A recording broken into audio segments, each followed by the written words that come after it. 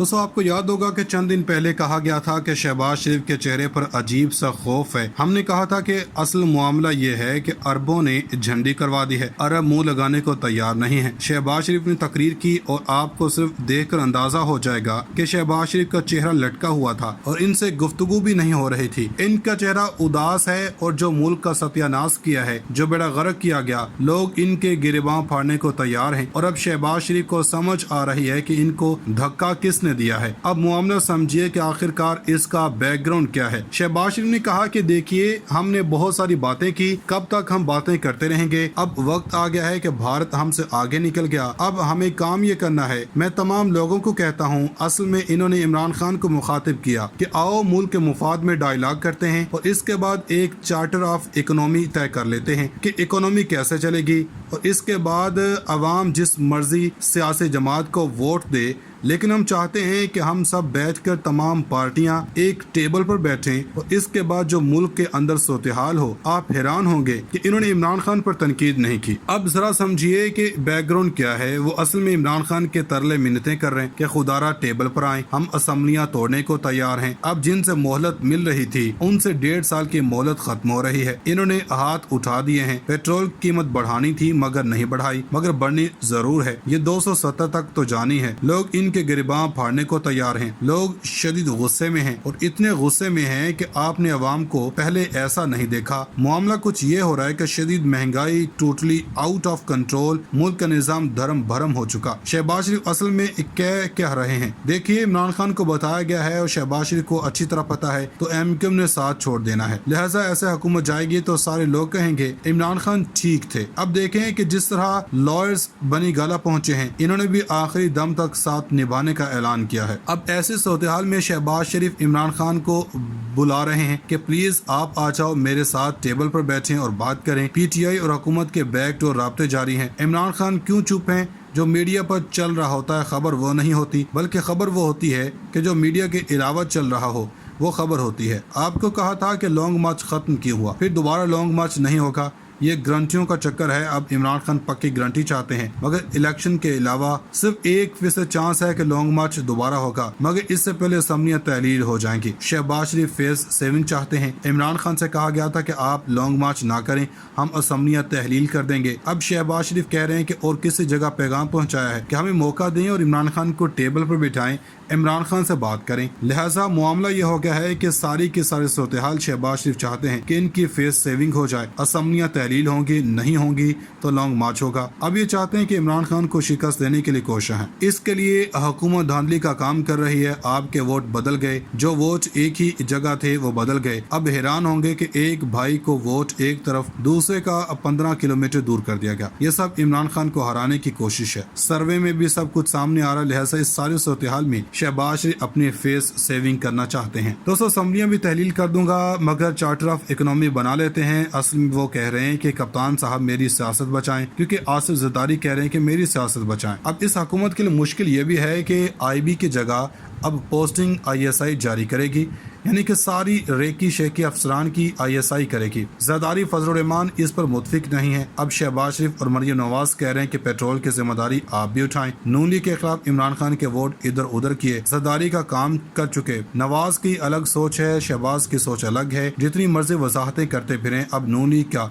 दी and करीब है। जैसा इमरान खान को जो शॉर्टी दी गई थी, इसलिए वो लॉन्ग मार्च का ऐलान नहीं कर रहे। जैसे ही बजट पास हुआ, इमरान खान के ऐलान सामने आए। अगर एमक्यूएम अब पीछे हटती है तो हुकूमत जाएगी या फिर लॉन्ग मार्च तय कर लिया जाएगा। आइंदा चंद रोज में रुपया तारीख की कम तरीन सतह पर और डॉलर तारीख के बुलंद तरीन सतह पर पहुंच जाएगा। इंपोर्ट करेंगे तो भी डॉलर नहीं होंगे और इस सूरत में पैसे नहीं लेंगे तो बर्बादी पक्की है। ये मजबूरी बन चुकी है। मुख्तदर हल्के हों या हुकूमत या अवाम या ब्यूरोक्रेट्स, हर किसी की मजबूरी है कि अब आपको इमरान खान को बिठाना पड़ेगा, वज़ीर आज़म के ओहदे पर लाना पड़ेगा, बल्कि कैंपेन चलवानी पड़ेगी। ये शहबाज शरीफ की बस की बात नहीं है। आपके मुल्क के अंदर पैसे नहीं होंगे तो सरकारी मुलाजमिन की گی, تنخواہیں کیسے دیں گے, بجٹ کیسے نکالیں گے, اس بار تو نکال لیا تھا, اگلی بار کیا کریں گے. IMF کی سپورٹ اونٹ کے منہ میں زیرے کے برابر ہے. کئی ارب ڈالر کی ادائیگی اس سال کرنی ہے, لیکن یہ کام عمران خان نے بڑے اچھے انداز میں کر لینا تھا, جیسا کرونا کے دنوں میں کیا تھا. روس سے تعلقات بہتر ہوتے تو تیل کی قیمتیں کہیں کم ہونی تھیں. چین نے بھی, روس نے بھی, ترکیہ نے بھی کافی مدد کر دینی تھی. شہباز شریف کو کوئی منہ لگانے کو تیار نہیں. اب آپ کو کام کرنا پڑے گا. دنیا میں کہیں نہیں ہوتا کہ یہ کام آرمی کرے, یہ منتخب حکومت کا کام ہوتا ہے. آرمی چیف نے جتنی محنت کی وہ بھی ایک اہم پہلو ہے, لیکن جب تک جمہوری حکومت ایسا نہیں کرے گی تو کچھ نہیں ہو سکتا. پاکستان کے لیے عمران خان اس وقت ضروری ہو گیا ہے. ڈالر تو 350 تک جانے والا ہے.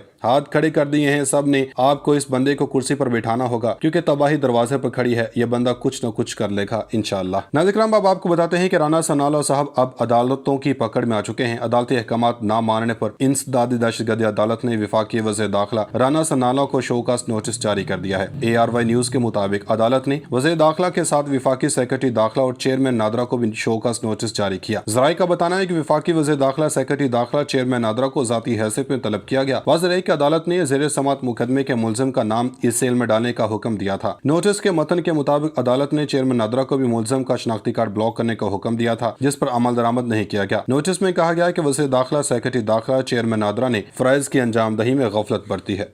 سامنے نظر آ رہا ہے رینجرز کو اور پولیس کو, عورتیں, بچے, فیملیز ہیں, ان کے اوپر جس بس دردی سے انہوں نے شیلنگ کی. میں نے جب اسلام آباد پولیس سے پوچھا, میں نے کہا بتاؤ یہ تم نے کیا کیا, آگے سے جواب دیتا جی ہم نے کچھ نہیں کیا, ہمیں پیچھے سے بوٹ لگا تھا.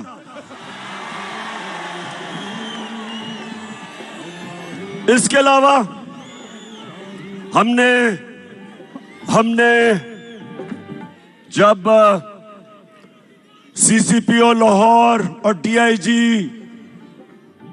پنجاب, ان کے اوپر 25 مئی کو جو انہوں نے ظلم کیا تھا, فیملیز کے گھروں میں 3 بجے چلے گئے, عورتیں, بچے, ان کو خوف زدہ کیا, تو جب ہم نے ان کے اوپر ایکشن لینا تھا, کیسز کرنے تھے, تو ہمارے وہاں لوگ ڈر گئے, کہتے جی وہ ادھر سے ٹیلی فون آ گیا کہ ان کو نہ ہاتھ لگاؤ. تو میں آج اپنے نیوٹرل سے سوال پوچھنا چاہتا ہوں, کیا واقعی آپ نیوٹرل ہیں؟